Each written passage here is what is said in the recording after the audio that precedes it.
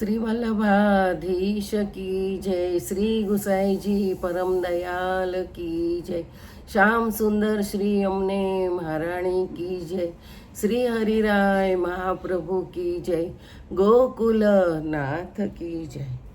આપણે 84 વૈષ્ણવની વાર્તાનું રસપાન કરીએ છીએ। તેમાં નારાયણદાસની વાર્તા ચાલે છે। નારાયણદાસ ઠઠ્ઠાના વાર્તા પ્રસંગ એક સમયે નારાયણદાસ પર બાદશાહ કૂપ્યો।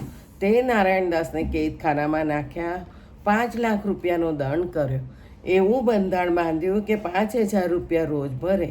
જે દિવસે 5,000 રૂપિયા ન ભરે તે દિવસે 500 કોરડા મારવા। હવે અડેલમાં 2 બ્રાહ્મણ આચાર્યજીના સેવક હતા। તેમની એક દીકરી સમવયસ્ક થઈ। તેના લગ્ન કરવા માટે કશું દ્રવ્ય હતું નહીં। ત્યારે બંનેએ વિચાર્યું કે ઠઠ્ઠા જઈએ, નારાયણદાસ પાસેથી કશુંક દ્રવ્ય લાવી કન્યાનું લગ્ન કરીએ। આવું વિચારી બંને બ્રાહ્મણ ભાઈ અડેલથી નીકળ્યા। 2 ઠઠ્ઠા આવ્યા ત્યારે એમ વિચાર્યું કે નારાયણદાસ નહીં મળે તો સવારે ઉઠીને ચાલી નીકળશું। પછી એક માણસે જઈ નારાયણદાસને કહ્યું કે આચાર્યજીના મહાપ્રભુજીના સેવક 2 બ્રાહ્મણ આવ્યા છે, તમે કેદખાનામાં છો એ સાંભળીને સવારે ઉઠી ચાલ્યા જશે। ત્યારે નારાયણદાસે બંને વૈષ્ણવો પાસે પોતાના માણસને મોકલાવી કહેવડાવ્યું કે એમને સવારે જ દર્શન આપીને તમે બીજે જજો। મારું મોટું ભાગ્ય છે કે તમે આ સમયે મને દર્શન આપવા પધાર્યા છો। પછી એ માણસે બંને બ્રાહ્મણ વૈષ્ણવોને કહ્યું કે નારાયણદાસને મળીને બીજે જજો। સવારે ઉઠીને બંને દેહકૃત્ય કરી સ્નાન કર્યું। પછી આચાર્યજીનું શ્રીનાથજીનું ચરણામૃત મહાપ્રસાદની થેલી લઈ નારાયણદાસ પાસે આવ્યા। નારાયણદાસ ઊભા થઈને મળ્યા, પ્રેમથી બેસાડ્યા।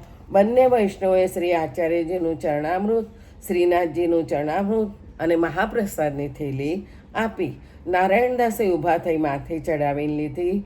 પછી નારાયણદાસે શ્રી આચાર્યજીના કુશળ સમાચાર પૂછી કહ્યું કે મારું મોટું ભાગ્ય છે કે વૈષ્ણવોએ મને કેદખાનામાં દર્શન આપ્યા, તેથી આજે મારી જેલ પૂરી થશે। હવે મેં જાણ્યું કે મારા ઉપર શ્રી આચાર્યજીની, શ્રી ઠાકોરજીની કૃપા છે। આ જગ્યાએ પણ આ સમયે મને વૈષ્ણવે દર્શન આપ્યા। આમ વાત કરે છે એટલામાં 5,000ની 5 થેલી નારાયણદાસના ઘેરથી આવી। દ્વારપાળે 5 થેલી પર મોહર છાપ કરી નારાયણદાસ પાસે મોકલી। નારાયણદાસે આ થેલીઓ માટે વૈષ્ણવોને વાતે લગાડી રાખ્યા હતા। તે થેલી આવી ત્યારે પેલા માણસને વિદાય કરી વૈષ્ણવોને કહ્યું કે આ લઈને તમે જલ્દી ચાલ્યા જાઓ, ક્યાં તો બીજે ગામ ચાલ્યા જજો, ક્યાં તો અહીં પ્રગટ ન થશો, 2-4 દિવસ પછી જજો। હમણાં તો આટલું જ બન્યું, તમે આવ્યા પણ મારી કશી ટહેલ ન થઈ। આમ કહી વૈષ્ણવોને દંડવત કરી વિદાય કર્યા। કહ્યું કે શ્રી આચાર્યજીને મારા તરફથી દંડવત કરજો, વળી આનાથી કન્યાનું લગ્ન કરજો। વૈષ્ણવ 5,000 રૂપિયા લઈ ઘરે આવ્યા। એટલામાં પેલો બાદશાહ દીવાનખાનામાં આવીને બેઠો અને દીવાનને કહ્યું કે નારાયણદાસની 5 થેલી આવી। દીવાને કહ્યું કે થેલી આવી છે, દ્વારપાળ પાસે મોહર છાપ કરાવી નારાયણદાસ પાસે મોકલાવી છે। પછી ખજાનજીને પૂછ્યું કે નારાયણદાસના 5,000 રૂપિયા આવ્યા? ખજાનજીએ કહ્યું કે મારી પાસે નથી આવ્યા। ત્યારે એણે ક્રોધ કરી કહ્યું કે નારાયણદાસને કેદખાનામાંથી લાવો। માણસોએ નારાયણદાસને લાવી દેશાધિપતિ આગળ ઊભા કર્યા। દેશાધિપતિએ કહ્યું કે નારાયણદાસ આજે થેલી કેમ ના આવી? નારાયણદાસે કહ્યું કે આજે થેલી ન આવી શકી। બાદશાહે કોરડાવાળાને બોલાવીને કહ્યું કે એમને ગભરાવજો પણ મારશો નહીં। ત્યારે કોરડાવાળા નારાયણદાસને બંને બાજુએ ઊભા રહી ભયભીત કરવા લાગ્યા। બાદશાહે કહ્યું કે હવે તારા દેહની ચામડી ઉતરી જશે, નહીં તો સાચું કહે કે ઘેરથી તારા પાસે થેલી આવી તે ક્યાં સંતાડી છે તે સાચું કહી દે। નારાયણદાસે કહ્યું કે મારા ગુરુબાઈ 2 બ્રાહ્મણો આવ્યા હતા, એમની દીકરીના લગ્ન માટે એમની પાસે કશું હતું નહીં, દૂરથી મારી આશાએ આવ્યા હતા, તેથી પાસે થેલી એમને આપી છે। મનમાં વિચાર્યું કે આજે 500 કોરડા ખાઈ લઈશ, આમનું તો કામ થઈ જશે, તે મેં એમને આપી છે। હવે તમારા મનમાં આવે તે કરો। નારાયણદાસની આ વાત સાંભળતા જ બાદશાહ એક ઘડી ચૂપ રહ્યો। મનમાં વિચાર્યું કે આ ભૂમિ પર આવા પરમાર્થી લોક છે, તેથી આ ભૂમિ ધર્મથી ટકી છે. પછી દેશાધિપતિએ કહ્યું કે નારાયણદાસ, તને શાબાશ છે, તારા પર હું બહુ પ્રસન્ન છું. તું ગુરુના ધર્મમાં આવો સાચો છે. પછી ઘોડો સરપાવ મંગાવી નારાયણદાસને કહ્યું કે આગળ જેમ કામકાજ કરતા હતા તેમ જ કરો, દંડ બધો માફ કરો. નારાયણદાસને સરપાવ પહેરાવી ઘોડે બેસાડી ઘેર મોકલ્યા. બંને બ્રાહ્મણ વૈષ્ણવે સાંભળ્યું કે નારાયણદાસ ખાનામાંથી છૂટ્યા છે, સરપાવ પહેરી ઘોડે ચડી ઘેર આવ્યા છે, ત્યારે પ્રસન્ન થઈ નારાયણદાસને મળવા આવ્યા. નારાયણદાસ ઊભા થઈને મળ્યાને કહ્યું કે તમારા દર્શનથી હું છૂટ્યો.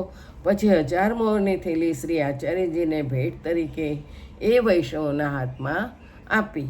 વળી વૈષ્ણવોને પણ કંઈક આપી કહ્યું કે આચાર્યજી મારા આગળ દંડવત કરજો. પછી બંને ભાઈ નારાયણદાસથી વિદાય થઈ નીકળ્યા. તે કેટલાક દિવસે ગોકુળ આવ્યા. ત્યાં શ્રી આચાર્યજી પધાર્યા હતા.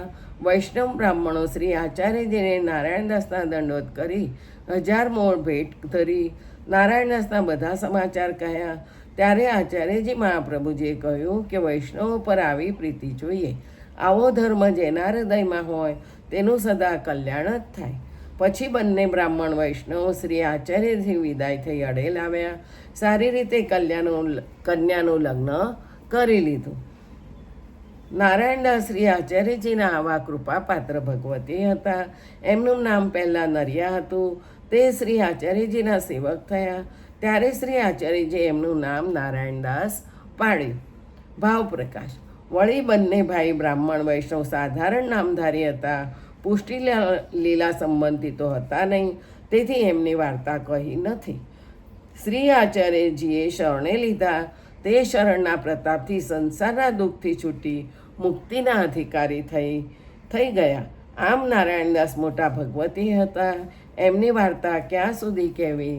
વાર્તા 59. કૃષ્ણાર્પણમ. જય જય શ્રી ગોખલેશ. બીજું આવતીકાલે.